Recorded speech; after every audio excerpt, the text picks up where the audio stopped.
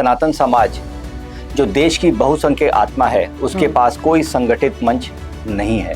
हमारे मंदिरों में अपार धन आता है, पर उसके प्रबंधन अक्सर विवादों में घिरा रहता है। लेकिन अगर बोर्ड पारदर्शी और स्वतः हो तो यह समाज का विश्वास मजबूत करेगा। सनातन बोर्ड को किसी और बोर्ड की कॉपी नहीं करनी चाहिए। आज समय आ गया है कि हम केवल विवादों में ना उलझकर समाज सेवा, शिक्षा और संस्कृति की रक्षा पर ध्यान दें। नमस्कार दोस्तों, स्वागत है आपका धर्म संवाद में, सनातन भारत महासंघ में, जहां हम बात करते हैं सनातन से जुड़ी, धर्म से जुड़ी, संस्कृति से जुड़ी। और आज का विषय ना बहुत ही महत्वपूर्ण है, और वो ये है कि क्या देश में सनातन बोर्ड बनाने का सही वक्त आ गया है। और इस पर आज हम चर्चा करने वाले हैं हमारे खास शख्सियत से, जो हमारे साथ मौजूद हैं। सनातन भारत महासंघ के संस्थापक विनय खन्ना सर, आपका बहुत बहुत स्वागत है। सर, जिस तरीके से मैंने विषय बता ही दिया है हमारे दर्शकों को, मैं जानना चाहूंगी कि आप सबसे पहले क्या विचार रखना चाहेंगे। धन्यवाद चेतना जी। मुझे खुशी है कि आज हम इस विषय पर गहराइयों से चर्चा करेंगे, क्योंकि ये सिर्फ धर्म की बात नहीं है, बल्कि पूरे समाज और संस्कृति की दिशा तय करने वाला मुद्दा है। जी, बिल्कुल सही कह रहे हैं सर आप। जैसे कि बहुत लोग ना पूछते रहते हैं कि आखिर सनातन बोर्ड की जरूरत क्यों पड़ी। और हिंदू धर्म तो जैसा कहा जाता है कि विविधताओं का प्रतीक है, जहां पर 4 शंकराचार्य पीठ भी आपको मिल जाएंगे, तो अलग अलग मठ भी मिल जाएंगे, अलग अलग परंपराएं हैं, वैष्णव, शैव, शाक्त। तो क्या बोर्ड बनाकर सबको एक छतरी के नीचे लाना संभव होगा? बहुत ही कठिन प्रतीत होता है सुनने में तो। देखिए, सवाल आपका बहुत ही अच्छा और बहुत ही बढ़िया है। सनातन धर्म की यही एक खूबसूरती है, इसकी विविधता। लेकिन यहाँ विविधता कई बार हमारी एकता में चुनौती बन जाती है। आज आप देखिए, वक्फ बोर्ड जैसी संस्थाएं, जो कि आपने वक्फ जानते होंगे। हाँ, तो वक्फ जैसी जो संस्थाएं हैं, एक मुस्लिम समाज को एक साझा मंच देती हैं। लेकिन सनातन समाज जो देश की बहुसंख्यक आत्मा है, उसके पास कोई संगठित मंच नहीं है। और शायद यही सबसे बड़ा कारण है कि एक बोर्ड बनना चाहिए। नहीं, बिल्कुल बिल्कुल सही है।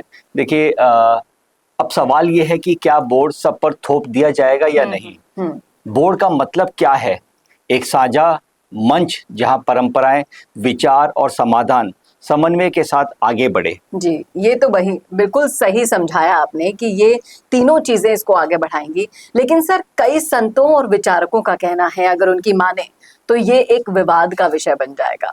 कोई एक धर्मगुरु नहीं होता है, तो कोई एक ग्रंथ भी नहीं है ना हमारी जगह, हमारे पास, तो ये बोर्ड कैसे चलेगा? सब लोग एक साथ कैसे बोर्ड में रह पाएंगे? देखिए, आपने बिल्कुल सही कहा, क्योंकि ये एक वाकई में ये जो टॉपिक एक चुनौती का विषय है। लेकिन सोचिए, जब अलग अलग मठ, आश्रम, शंकराचार्य पीठ अपने अपने स्तर पर विद्यालय, अस्पताल और गुरुकुल चला सकते हैं, तो क्या ये सब प्रयास एक बोर्ड के अंतर्गत आकर राष्ट्रीय स्तर पर एक बड़े आंदोलन का रूप नहीं ले सकते? जी, एग्जाम्पल सुनना चाहूंगी सर, क्योंकि दर्शकों को ना उदाहरण ही समझ में आते हैं।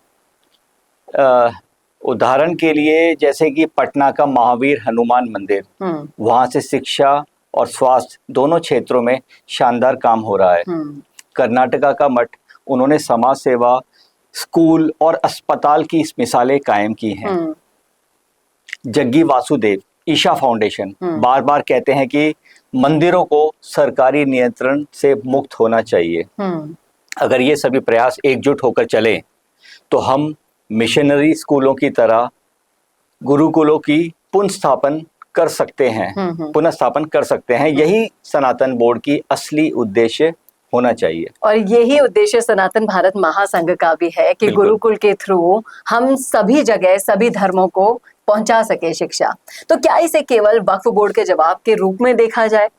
ये एक बहुत टिपिकल सवाल हो गया है, लेकिन आप इसका आंसर बखूबी से देंगे। नहीं, ये सबसे बड़ा भ्रम है। सनातन बोर्ड को किसी और बोर्ड की कॉपी नहीं करनी चाहिए।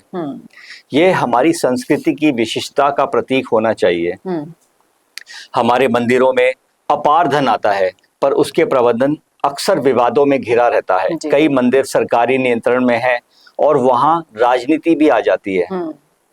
लेकिन अगर बोर्ड पारदर्शी और स्वतः हो तो यह समाज का विश्वास मजबूत करेगा। ये बिल्कुल सही कहा सर आपने। इसके लिए बहुत ही ज्यादा संगठित बोर्ड की आवश्यकता है।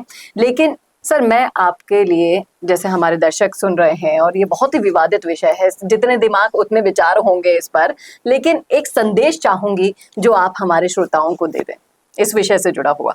नहीं, जरूर, बिल्कुल। देखिए, मैं एक ही बात कहना चाहता हूँ, सनातन बोर्ड का मतलब बंधन नहीं है बल्कि समन्वय है। आज समय आ गया है कि हम केवल विवादों में ना उलझकर समाज सेवा, शिक्षा और संस्कृति की रक्षा पर ध्यान दें। अगर हम हर आश्रम, हर मठ, हर मंदिर मिलकर गुरुकुल, अस्पताल और सांस्कृतिक संस्थान खड़े करें तो यही सच्चे अर्थों में सनातन बोर्ड हो जाएगा। और बहुत ही सुंदर प्रतीत होता है जब मैं इसकी इमेजिनेशन कर रही हूँ मेरे दिमाग में, जिस तरीके से आपने कहा कि सभी धर्म मिलकर हमारी शिक्षा के लिए, चिकित्सा के लिए, हर सेवा के लिए एक छतरी के नीचे आ जाएंगे और तभी विविधता में एकता जो हम भारत के लिए बताते हैं वो सिद्ध हो पाएगा। सर, बहुत बहुत शुभकामनाएं आपको कि आपने सनातन भारत महासंघ के जरिए इस तरह से सोचना भी बहुत बड़ी बात होती है। आज के परिप्रेक्ष्य में जहां पर लोग अपने लिए अलग प्रदेश मांगने की बात करते हैं, वहां आप सभी धर्मों और संस्कृतियों को साथ में लेकर सनातन बोर्ड बनाना चाहते हैं, सनातन भारत महासंघ के थ्रू इतनी सेवाएं देना चाहते हैं और इस उद्देश्य में ज्यादा से ज्यादा लोग आपसे जुड़े, इसके लिए भी ढेर सारी शुभकामनाएं आपको। और एक बार मैं छोटा सा परिचय और बताना चाहूंगी हमारे दर्शकों को सनातन भारत महासंघ से जुड़ने के। जब तक उन्हें फायदे पता नहीं होंगे तब तक वो जुड़ेंगे भी नहीं, तो उनको फायदे क्या क्या मिलने वाले हैं इस पर थोड़ा सा आप उन्हें बताएं। देखिए, हर समय जब भी हमारा ये प्रोग्राम होता है तो हम लास्ट में ये जरूर बताते हैं, और ताकि आप इसको कि दोबारा सुन के और अच्छे तरीके से समझ के हमारे इस मुहिम को आगे बढ़ा सकें।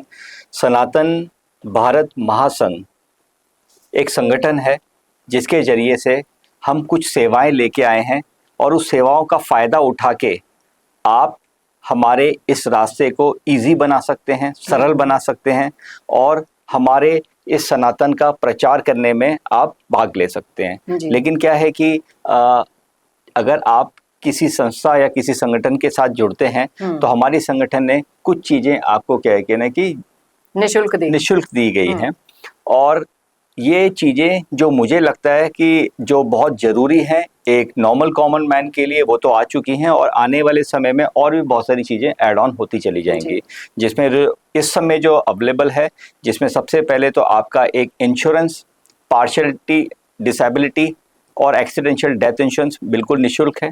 सेकंड, एक लाइब्रेरी है जिसमें आपको क्या है कि हमारे जो धर्म है, हमारी माइथोलॉजी जितनी भी किताबें हैं वो ऑडियो एंड पीडीएफ फॉर्म में, जैसे कि वेद हो गए, गीता हो गई, रामचरितमानस हो गया और एन नंबर ऑफ किताबें आती जा रही हैं। इसके अलावा एक टॉपिक है गुरुकुल, जिसके अंदर जितने भी देश के अंदर एग्जामिनेशंस हैं, चाहे वो एकेडमिक हो, चाहे वो कॉम्पिटिटिव हो या स्किल बेस्ड हो, तो जितने भी एग्जाम इंडिया में होते हैं, UPSC, NEET, REET, IT, police, सारी चीज़ों के एग्जामिनेशन फ्री ऑफ कॉस्ट में निःशुल्क है, जो टॉपिक है गुरुकुल। इसके अलावा एक टॉपिक है सेकंड ओपिनियन, जहाँ पे आप हमारे देश के सुपर स्पेशलिस्ट डॉक्टरों के साथ में निःशुल्क परामर्श ले सकते हैं, ये जीवन भर के लिए।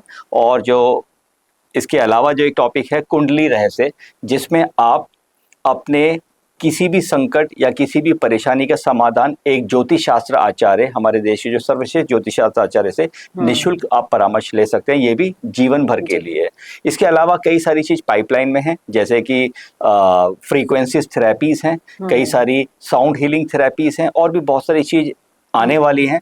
आपको वाकई में इन सुविधाओं से, इन चीज़ों से फ़र्क पड़ेगा और आप इन सुविधाओं को अपने आगे युवाओं को ले जाके उनके जीवन में भी बदलाव ला सकते हैं। और हमारा जो एक मकसद है, सनातन भारत संघ का जो मकसद है, उसको हम पूरा कर सकते हैं। तो मैं चाहूँगा कि एक बार इस सनातन भारत महासंघ के इस प्लेटफॉर्म को आप आजमाएं, देखें, और अगर आपको अच्छा लगता है तो इसको ज्वाइन करें, रजिस्टर्ड करें और हमारी इस मुहिम को आगे बढ़ाने में हमारा अपना योगदान दें।